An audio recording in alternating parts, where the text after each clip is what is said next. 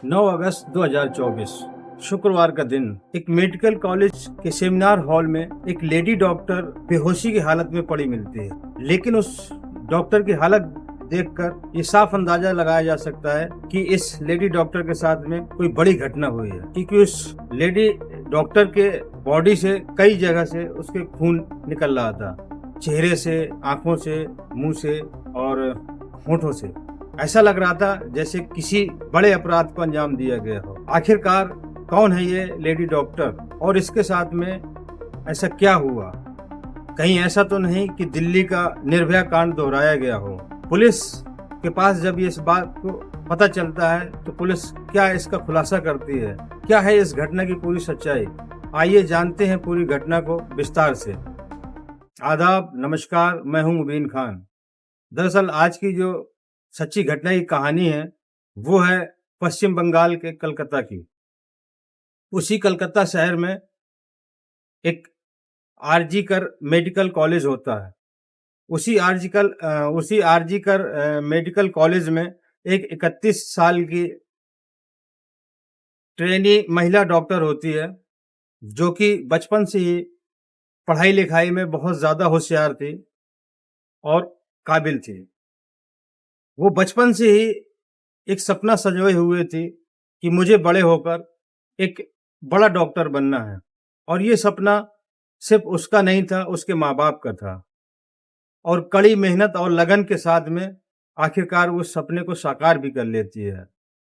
और अब वो कलकत्ता के आरजी कर मेडिकल कॉलेज में चेस्ट रोग चिकित्सा विभाग में सेकेंड ईयर की छात्रा होती है। 8 अगस्त 2024 गुरुवार की रात को उसको उसकी ड्यूटी लगी होती है उसी कॉलेज में, और रात में ही अपने एक जूनियर डॉक्टर के साथ में वो खाना खाती है। और खाना खाने के बाद में वो अपने जूनियर डॉक्टर से कहती है कि मुझे कुछ देर आराम करना है। और उसी मेडिकल कॉलेज के तीसरी मंजिल पर एक सेमिनार हॉल होता है। जिस भी डॉक्टर को रेस्ट या आराम करना होता है, उसी सेमिनार हॉल में वो अपना आराम करते हैं। और वैसे ही इस 31 साल की ट्रेनी महिला डॉक्टर ने भी अपने जूनियर से कहा कि अब खाना खाया है, अब कुछ देर मैं आराम करती हूँ। और वो तीसरी मंजिल के सेमिनार हॉल में चली जाती है। लेकिन उसको क्या पता था कि उसकी ज़िंदगी का ये आखिरी रात होगी, और उसको ये भी नहीं पता था कि उसके साथ में इतना भयानक हादसा होने वाला है। और वो उस सेमिनार हॉल में आराम करने के लिए चली जाती है, लेकिन लौटकर वो वापस नहीं आती।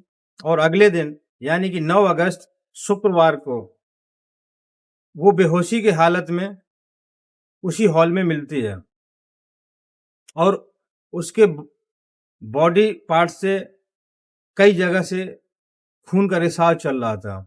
जैसा उसके दोनों आँखों से खून बह रहा था, उसके मुँह से खून निकल रहा था, और उसके नाखूनों में भी चोट था।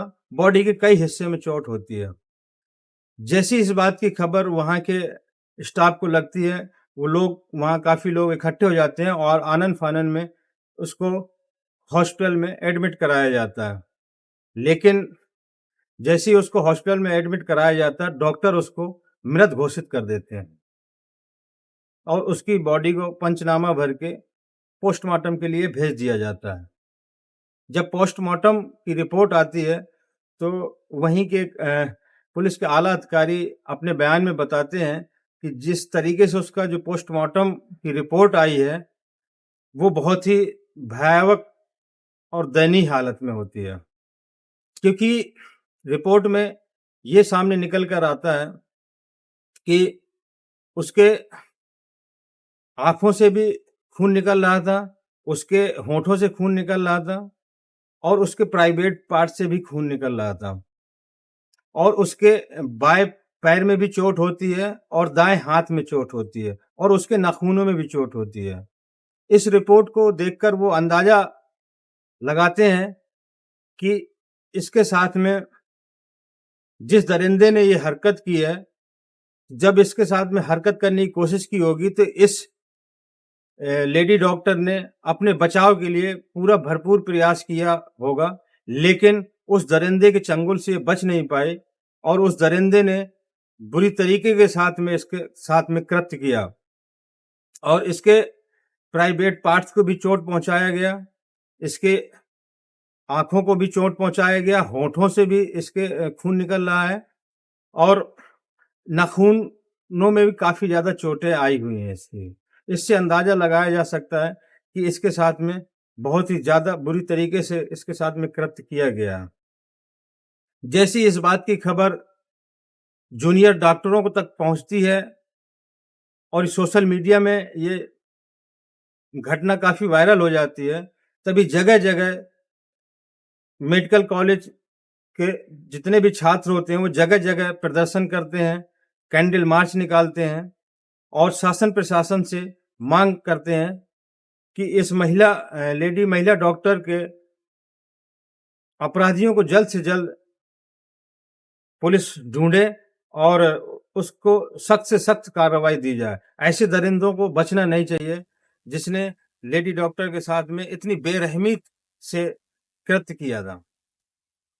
और इसी बात को लेकर ये मैटर काफ़ी तूल पकड़ता है, इसमें राजनीतिक भी होने लगती है, लेकिन जो उस कॉलेज के उस मेडिकल कॉलेज के जो हेड होते हैं उनका भी बयान सामने निकल कर आता है और वो भी इस बात का दुख जताते हैं कि ये जो लेडी डॉक्टर थी ये मेरी बच्ची की तरह थी और इसके साथ में जो भी जघन्य अपराध हुआ है इससे मुझे बेहद दुख पहुंचा है और मैं अंदर से बहुत ज़्यादा दुखी हूँ और मैं भी चाहता हूँ कि जल्द से जल्द दरिंदों को सज़ा मिल सके।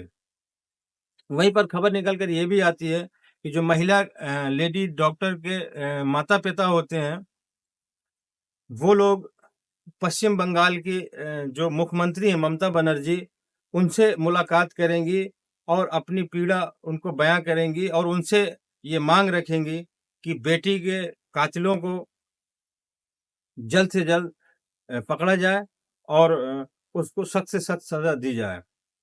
पुलिस अपनी कार्रवाई में पूरी तरीके से जुटी हुई है। हालाँकि एक सीसीटीवी फुटेज के ज़रिए एक उसी मेडिकल कॉलेज के एक कर्मचारी को हिरासत में लिया गया है पूछताछ के लिए और भी पुलिस अपने एंगल से सारे मामले को छानबीन कर रही है और पुलिस भी इस बात को दावा कर रही है कि जल्द से जल्द इस मामले की तह तक हम जाएँगे और दरिंदे बच नहीं पाएँगे। पुलिस के बयान में ये सामने निकल कर आया है कि इस बच्ची के साथ में रेप किया गया है और रेप करने के बाद इसका गला घोंटकर इसकी हत्या की गई है। इसलिए कातिल कितनी भी दूर निकल जाएँ या पाताल में ही क्यों ना चले जाएँ, लेकिन इस बच्ची के कातिलों को ढूँढ निकाला जाएगा और उनको सख्त से सख्त सज़ा दी जाएगी। दोस्तों, ये कहानी बताने का मकसद किसी को परेशान करना या आहत करना नहीं है, बल्कि आपको जागरूक करना है। अगर आपको ये वीडियो अच्छा लगा हो, तो लाइक, शेयर, कमेंट, सब्सक्राइब ज़रूर करें और अगर फेसबुक में देख रहे हों, तो फॉलो करें। मिलते हैं अगले वीडियो में। जय हिंद।